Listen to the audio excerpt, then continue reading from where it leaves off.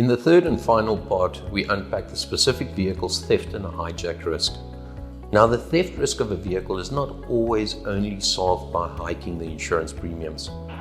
Sometimes it has an impact on the security requirements the insurance company requires to be installed as to ensure the risk is acceptable.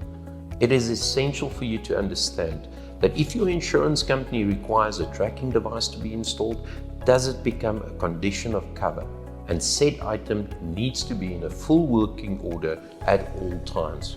If you don't comply, might the insurance company have the right to reject the theft or hijack claim in totality?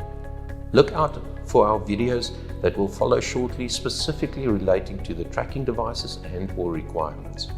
It's a fact, and in not placing our business at risk, will we not make reference to any specific makes and models that are prone to theft, but a basic Google search will lead the viewer to many interesting articles unpacking which vehicles are prone to theft and hijackings. Some vehicles comes out with state-of-the-art security requirements, and you'll hardly see any of these vehicles being stolen. Instead, are these vehicles targeted for hijackings? Criminals quickly find loopholes in identifying specific year, make, and model vehicle security systems that can easily be bypassed. Some manufacturers respond well to updating their security and improve on them, whereas others seem to take a laissez-faire approach. It has to, however, be said that your individual risk most certainly also places the vehicle at a higher risk exposure. This simply means that if your vehicle is parked in the middle of Johannesburg in the street, is it safe to assume that such risk is significantly higher than a vehicle parked in a locked garage in a suburban area overnight? Some vehicles, due to its popularity, is more sought after. Based on discussions with industry experts, it is suggested that the majority of vehicles stolen and hijacked is reintroduced into the market. It would thus make sense that the theft market would be dominated by the demand of the general public. The more of the same vehicles on the road, the easier, I would assume, would it be to reintroduce such vehicle. On the other side of the coin, are many of these vehicles also stripped for parts and then made available to the second-hand parts market, which is a big one, if I might add. So again, would it make sense? The more of a specific make and model vehicle that is on the road, the bigger the second-hand and/or spares market would be. This would explain the recent increase of parts being stolen from vehicles.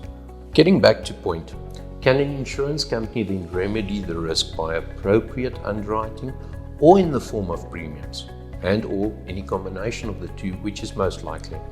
It is therefore worthy for you to do your homework before you purchase a vehicle, because it is not only a question about security. Buying a vehicle that is not popular might have a low theft and hijack rating, but then on the other hand, does it depreciate in value rapidly because there is no second-hand market for it? You might find a great deal with a specific vehicle make, but the vehicle is manufactured in another country and parts needs to be imported when damaged, which is bound to see your insurance premium taking the knock. I trust you get my drift. Buying a car is about personal circumstances and choice, and whatever suits you and your family. There is, and with anything in life, never a one-size-fits-all. I drove for many years a very high theft and hijack risk vehicle, but because I was at work in a security setup for 12 hours a day and then at home in a security estate for the remainder, barring the odd shopping trip here or there, was my risk exposure less. But you might take that very same high-risk vehicle and place it in the hands of a high-risk individual, and it is a claim waiting to happen. Remember, the higher the exposure, the higher the risk.